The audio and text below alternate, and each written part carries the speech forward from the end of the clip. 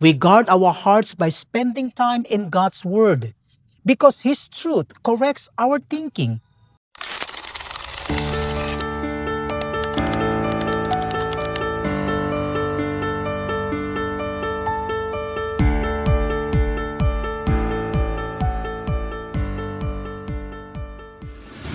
Good day, everyone. Welcome to our daily manna. Before we begin our work and the activities of this day, let us take a few moments to quiet our hearts before the Lord. Let us open our Bibles to Proverbs chapter 4, verse 23. It says this, "Watch over your heart with all diligence, for from it flow the springs of life." May the good Lord bless us upon the reading of His holy word. This verse is one of the wisest instructions God has given us.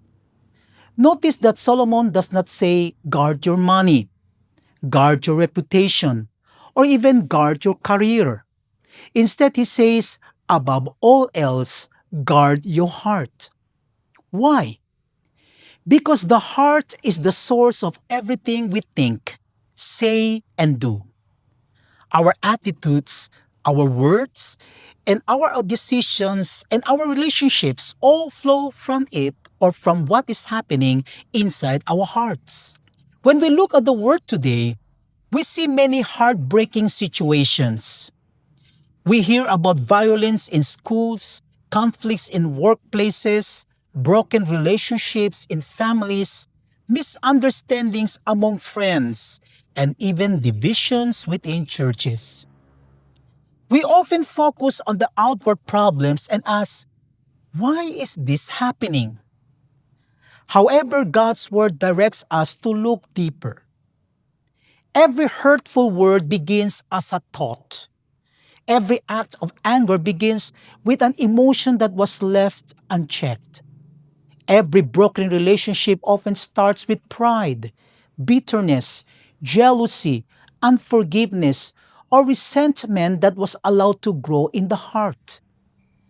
The visible problems around us are often the result of invisible battles taking place within us. That is why this verse is not only for students or young people. It is for every one of us. It is for employees facing stress and pressure at work. It is for employers and supervisors making difficult decisions. It is for husbands and wives who are trying to build strong marriages. It is for parents raising children in a challenging world. It is for church leaders and church members who desire to serve God faithfully. It is for every person because every one of us carries a heart that needs God's constant care. In the workplace, if we do not guard our hearts, small misunderstandings can grow into resentment, jealousy, and division. At home, if we do not guard our hearts, disappointment can become anger, and anger can create distance between family members.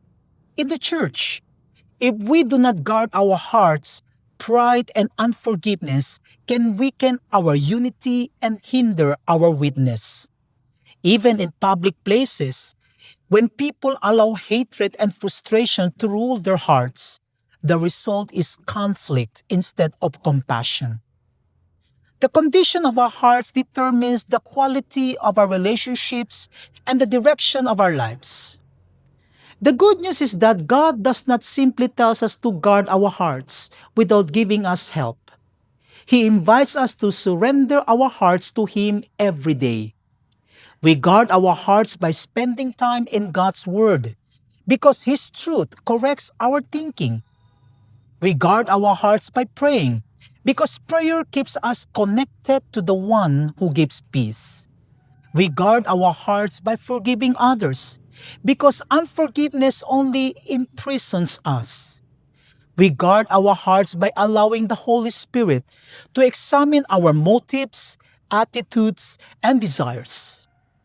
Every morning we should pray, Lord, before you change my circumstances, please change my heart. The greatest victories in life are not won in public but in private. Long before people see our actions, God sees our hearts. He knows our hidden struggles, our secret fears, our silent disappointments, and our deepest desires. When we allow Christ to rule our hearts, He changes the way we speak, the way we respond to difficult people, the way we treat our families, the way we serve in our workplaces, and the way we love others. Our transformed heart becomes a powerful testimony of God's grace. Today, I want to leave each of us with a simple but serious challenge. Before you begin your work, before you speak to your family, before you respond to a difficult situation, stop and ask yourself, what is filling my heart today? Is it faith or fear? Is it peace or anger? Is it gratitude or complaining? Is it love or bitterness? Remember that we cannot always control what happens around us, but by God's grace we can choose what we allow to remain within us. Ask the Lord to remove anything that does not honor Him and to fill your heart with His love, wisdom, humility, and peace. In closing, the world does not simply need better policies, better systems, or better technology. It needs transformed hearts. Our workplaces become healthier when hearts are changed.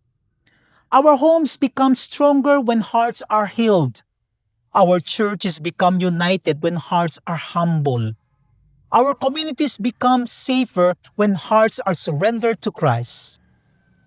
Real change begins not outside us, but inside us. May we take seriously God's command, above all else, guard your heart for everything you do flows from it. Let us allow Jesus Christ to be the keeper of our hearts every single day. Let's pray.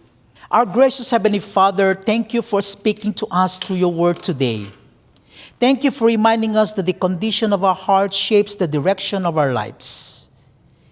We confess that there are times when we allow anger, pride, fear, worry, jealousy, bitterness, and unforgiveness to take root within us.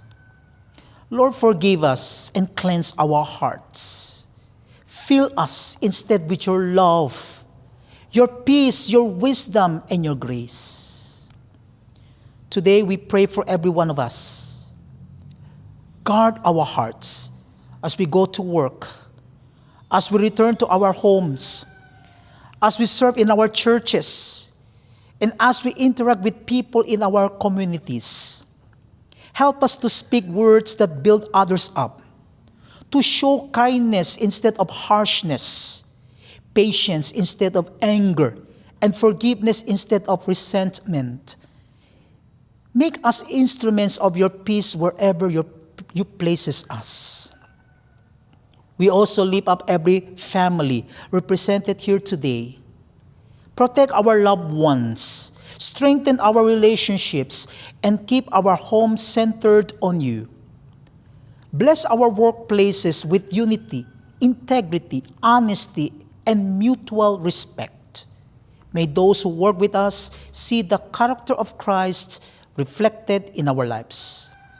Above all, Lord, help us to guard our hearts every day because we know that everything we do flows from them. May our hearts belong completely to you, and may our lives bring glory to your name. We ask all these things in the powerful and precious name of our Lord and Savior, Jesus Christ. Amen and amen. God bless everyone and Shalom.